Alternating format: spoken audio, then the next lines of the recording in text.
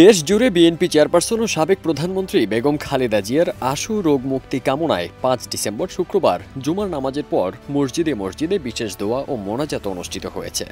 রাজধানীর জাতীয় মসজিদ বায়তুল মুকাররম সহ দেশের প্রতিটি মসজিদেই জুমার নামাজ শেষে ধর্মপ্রাণ মুসল্লিরা হাত তুলেছেন। এলএমই সার্টিফাইড বিশ্বসেরা কপারে তৈরি ওয়ালটন কেবলস, যা আপনার স্থাপনাকে রাখবে সব সময় নিরাপদ। কেন্দ্রীয় মসজিদ বায়তুল মুকাররমের পাশাপাশি দেশের প্রতিটি মসজিদেই ধর্মপ্রাণ মুসল্লিরা জুমার নামাজ শেষে হাত তুলেছেন বেগম জিয়ার সুস্থতা কামনায়।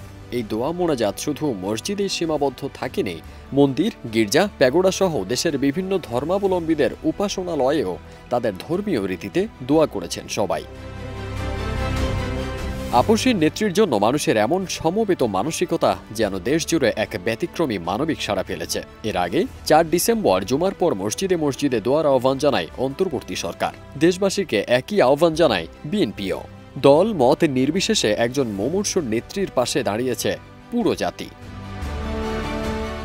এদিকে ৩ ডিসেম্বর সন্ধ্যায় এভার কেয়ার হাসপাতালে খালেদা জিয়ার শারীরিক অবস্থার খোঁজ নিয়েছেন প্রধান উপদেষ্টা ডক্টর ইউনূস।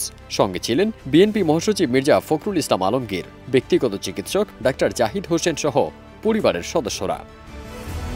ফারদিন সানি, দেশ রূপান্তর।